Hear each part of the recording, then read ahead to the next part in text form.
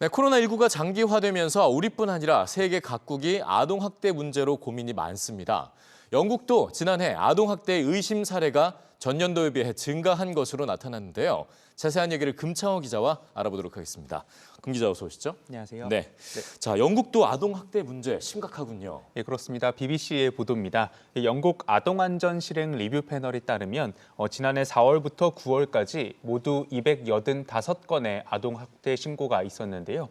이는 전년도 같은 기간보다 27% 증가한 수치입니다. 예. 이 자료를 자세히 들여다보면 어린이 사망자는 89명에서 119명으로 증가했고 심한 학대를 받은 어린이도 132명에서 153명으로 20명 넘게 늘었습니다.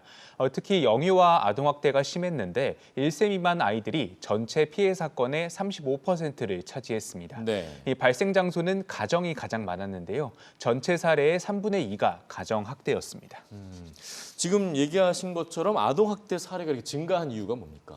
이 전문가들은 지난해 영국 정부가 이 코로나19 확산을 막기 위해 실시한 이 봉쇄 조치가 영향을 미쳤다고 말합니다. 예. 영국의 첫 봉쇄 조치는 지난해 3월 말에 시작해 4개월가량 이어졌는데요.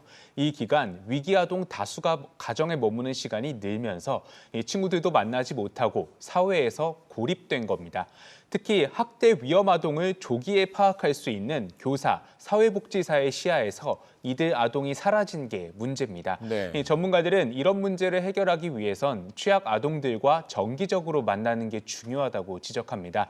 또 사회복지사와 학교가 협력해 취약 아동 관리 시스템을 마련해야 한다고 촉구했습니다. 네, 아동 안전 이런 것들 굉장히 중요한 문제겠죠.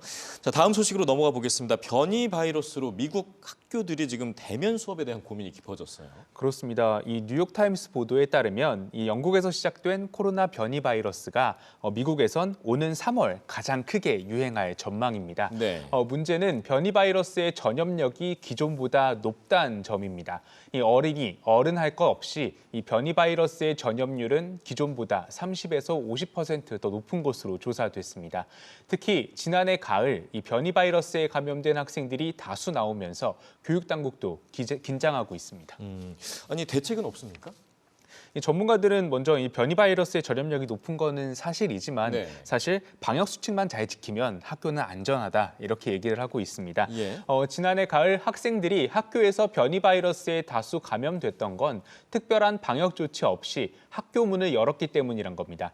이 같은 일이 반복되는 걸 막으려면 마스크 착용이나 학생 사이 충분한 거리 두기는 물론이고 이 환기와 고급 공기 필터도 사용해야 한다고 말합니다. 또 학교에서 일하는 이 교직원과 구성원들의 백신 접종도 필요하다고 주문했습니다. 네, 그래 왔듯이 방역 수칙을 잘 지키는 게 앞으로도 중요하다는 얘기죠. 네.